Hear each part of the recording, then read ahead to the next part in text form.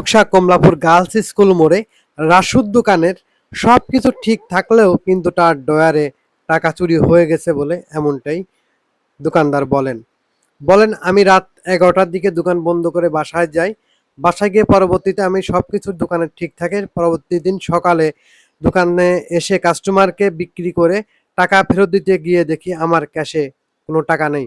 আনুমানিক 27 থেকে 28 হাজার টাকা চুরি হয়ে গেছে বলে এমনটাই বলেছেন দোকানদার রাসু। আমরা শুনবো বিস্তারিত রাসু। আমার দোকানে কিভাবে চুরি হলো আমি তো সেটা সঠিক জানি না কিভাবে চুরি হয়। আচ্ছা, তা আপনি কি দেখলেন কিভাবে? এখন দেখলাম আমি সকালবেলা আসে তালা খুলিয়ে একজন একটা সিগারেট নিয়েছে, সেই সিগারেটের টাকা দিতে যায় দেখি ডয়ারে 1 টাকাও নেই, ডয়ার ফাঁকা। কত টাকা ছিল?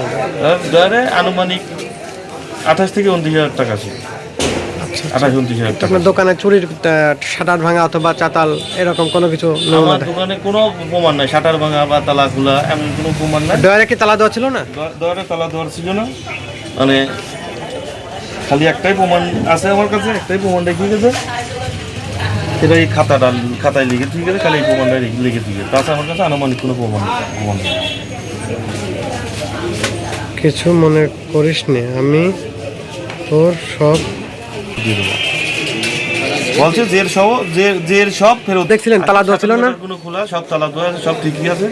তাহলে উনি ঢুকলো কিভাবে? এরকম কোনো সন্দেহ? ঢুকলেও কোন পরিকল্পনায় ঢুকলেও আমার তো আন্দাজ, আমার মনে হচ্ছে ঠিক আছে তার কাছে যে কোনোভাবে আমার চাবি সে কপি করছে। এই দোকানে কি আপনি একাই দোকানদারি করেন না আর কেউ আছে? এটা আমি একাই দোকানদারি করি, এখানে আর কেউ দোকানদারি করে না। আপনার পরিবারের লোক বা কর্মচারী কেউ? আমার পরিবারের বা কর্মচারী কেউ নেই।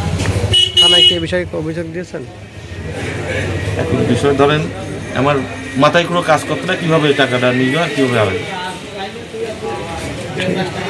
দোকান বন্ধ করেছিলেন কয়টার দিকে? আমার দোকান আনুমানিক 11:30টার সময়, রাত 11:30টার সময় বন্ধ করেন। ঠিক আছে।